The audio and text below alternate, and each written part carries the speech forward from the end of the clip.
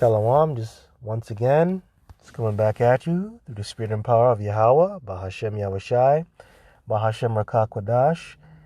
Double honors to the apostles and elders of Great Millstone that rule well, and peace and salutations unto the hopeful elect, and much love unto the Akim that's out there pushing this truth in sincerity and not for vainglory. So, while looking at the screen here, as the title reads, a Hollywood executive wanted Julia Roberts to play Harriet Tubman in a biopic. Right off the bat, I get Job 9:24. Earth is given into the hands of the wicked, cover the faces of the judges thereof. Or the covering of the saints and the judges thereof, man. Right? Briefly paraphrasing. This is what you get. And we know the top judge is Yahushai. And throughout the centuries, through iconoclasm, Yahushai's identity has been changed. That's why today you have a white Jesus, man, Caesar Borgia, in the modern church or in these modern day churches. And if that happened to Yahushai, it's going to happen to his people. Even the ones that sold out, it's going to happen to you. Right? In 100 years, well, not even 100 years, Harriet Tubman is about to be erased. Like the authentic image of Harriet Tubman will be erased. In 100 years, Michael Jordan will be a white guy, if time should last. And that's what's happening right now as we speak with you tribes, man. You great figures, you great prominent black figures, man, that have done something for the Negroes. All right, your identity is being changed, man. Now I'm going to read a little bit of the article, and then I'm going to break it down a bit. It says, a Hollywood studio executive once suggested that Julia Roberts should play iconic African-American activist Harriet Tubman in a biopic. In a recent Q&A... FBI, open up! Oh, shoot. Let me just mute that for a second. All right. It says, screenwriter Gregory Allen Howard opened up about the 26-year journey to getting the Harriet biopic to the big screen. At the time the effort started, he said, Hollywood was not the same. I wanted to turn Harriet Tubman's life, which I studied in college, into an action-adventure movie. First of all, it's not an action-adventure, man. That was, that was Jake running for their lives, man. This is a serious topic. This ain't just some fucking movie. Sorry for my language. I mean, it wasn't just some movie. This is people's lives you're dealing with. This is people trying to escape oppression. But this is how, probably a so-called Jew, these people, these Edomites, this is how they view you tribes, man. This is how they view your struggle. It's just something to, make a mockery of. Right? It isn't an action-adventure movie, man. This is a serious movie. This is a historic movie. This is something that's based on historic events, man. Right? So it says the climate in Hollywood, however, was very different back then. Howard said, I was told how one studio head said in a meeting, this script is fantastic. Let's get Julia Roberts to play Harriet Tubman. Wow. Howard said when someone suggested Roberts could not play the role, the executive responded, it was so long ago, no one is going to know the difference. And, that shows you that these people in high positions that make things happen in this world, whether it be in the entertainment world, whether it be in government, they know how fickle and simple the average citizen is. They tend to forget real easily. A lot of the average citizens, the average people out here, They have a very short attention span. They read at an 8th grade level, and they can't remember events that happened, within the past year. Certain events. And guess what? They capitalize off of that. They capitalize off your ignorance. Especially you tribes, man. Especially the tribe of Judah, all the way down to the tribe of Issachar. They capitalize off of your ignorance and you not knowing your history and who you are. And that's why you're in this predicament today. That's why you have the curses of Deuteronomy, the 28th chapter on you. And you don't know that you have the curses on you. And that's because you don't know your power and you don't know who you are as a people. Right? And guess what? He's going to capitalize off this. And this is just an example of that. This is the curses, man. Right? So let me get Job 9:24.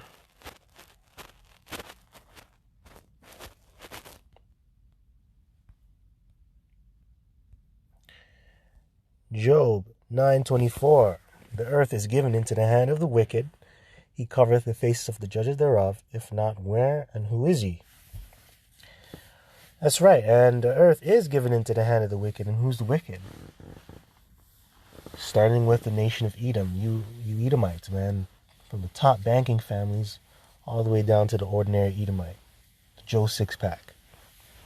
He covereth the faces of the judges thereof. If not, where and who is he? And right, what you see here is a covering of the faces of the judges thereof, or the saints. Okay, and this is just another form of iconoclasm, but it's done digitally. Right? It's going to be done digitally and on screen. It's a form of iconoclasm. Now, we know Harriet Tubman, when you go into the record, she was an agent. She was pretty much a handler. Right? A part of an experiment to get you tribes over here as well. That's the reason why she was given insight into the Underground Railroad to smuggle you. Okay, she had connections. It was done. She was juiced in. Right? She knew people, so she wasn't all of a saint. But it just goes to show you that, don't get me wrong, she did good things for our people in the world, but she wasn't really leading our people back to the Lord, but she can't really do that anyways. So just goes to show you, all right, the Lord wasn't really in that. And this is another reason why this thing is happening to her image, right? So it says, the casting of a British actress in the role of an African-American slave who led others to freedom was also criticized. By the way, it wasn't really freedom, because Canada wasn't really a free place. Canada was a very racist place. And Canada did have slavery, by the way, back in the 1700s. You can go look it up yourself. There was slavery here, right? So she just led our people into another frying pan. Just into the hand of another slave master. Really, it may not have been legalized at that time that they've come here, but they have been treated really bad over here, especially when they went to places like Nova Scotia, and different places in Canada. Our people were treated like garbage. That's why I recently did a video on Viola Desmond, right? The Negro woman that is on the $10 bill, right? The Canadian $10 bill. She would be the equivalent to the Rosa Parks of Canada, right? She's like the Rosa Parks of Canada over here. And she was going into her story of how she was treated, right? And you tribes, you're just niggas over here. You're second-class citizens, and you still are second-class citizens to this very day. People may not openly say it, but their actions speak likewise. That's why you're last hired, first fired. You're at the bottom of the totem pole. When people view you, they don't view you as a prince. They don't view you as a king. Okay, and Elder Howard of my camp, he said that as well. He went into that in his previous videos that he's done. They don't look at you as royalty, they look at you as servants. Right? So it says here, the cast also includes Janelle Monáe, Leslie Odom Jr., Jennifer Nettles, Joe Alwyn, and Clark Peters. The screenwriter said he's always thought Tubman's story was extraordinary. Harriet was bigger than life. Harriet freeing slaves had a multiplying effect. Harriet showed them how powerful they could become. Howard said, Tubman escaped from slavery and helped hundreds of slaves find freedom during the U.S. Civil War era through the Underground Railroad, changing the course of American history. And if she was bigger than life, or if her story was so extraordinary, why are you going to whitewash it? If it's so extraordinary, why are you going to whitewash it, man? Why are you going to change it? You know why? Because Esau, he's a very covetous man. And it just shows you he wants to be just like you. He's thinking like, wow, I can't believe somebody in that such of a low estate did all these great things. They shouldn't have done that.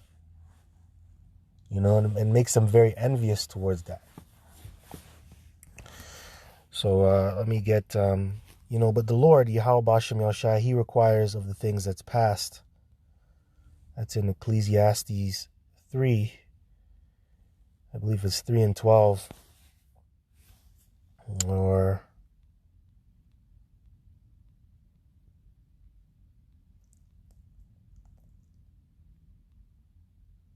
I believe it's 3. It's over here. I know I was looking at it earlier.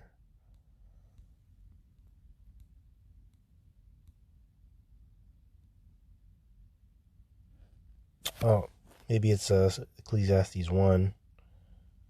Let's see.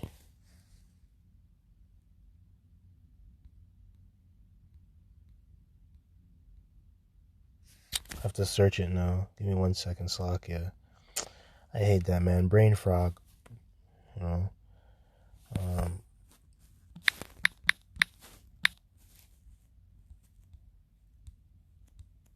know it's in Ecclesiastes, though.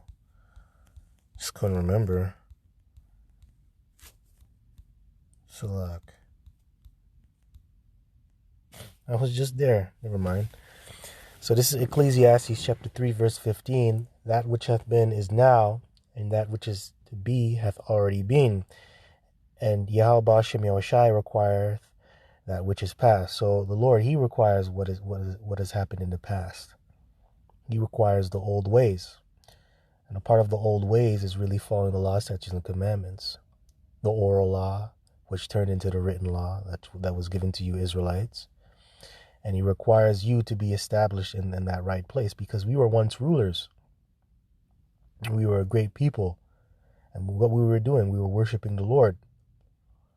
So, all of this fabrication, all of the fabrications that have been done to Yahweh Shai's image and his character throughout the centuries, and his people, the saints under the rank and file, the Lord, he requires of those things that have been done. And that's why there's so much more information coming out, like what I just read here, about what these devils are doing behind the scenes, what they really want to do. They want to fabricate the evidence and the images that are out there.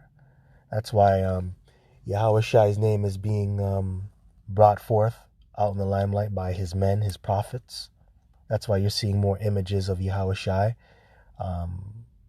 being showcased as a so-called Negro. That's why all the ancient icons are coming back out.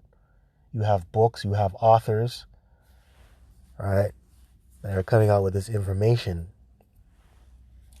Right? And that's because the Lord, he requires the things that which is past. And the truth is always going to come out. Doesn't matter how long you think you can suppress it, the truth is always going to come out. Anyway, with that, I hope this was edifying. Just want to give all praises, glory, and honor due unto Yahweh Bashem Yahushai, double honors to the apostles and elders of Great Millstone. Kwam Yasha Allah and Abba Ball. Shalom.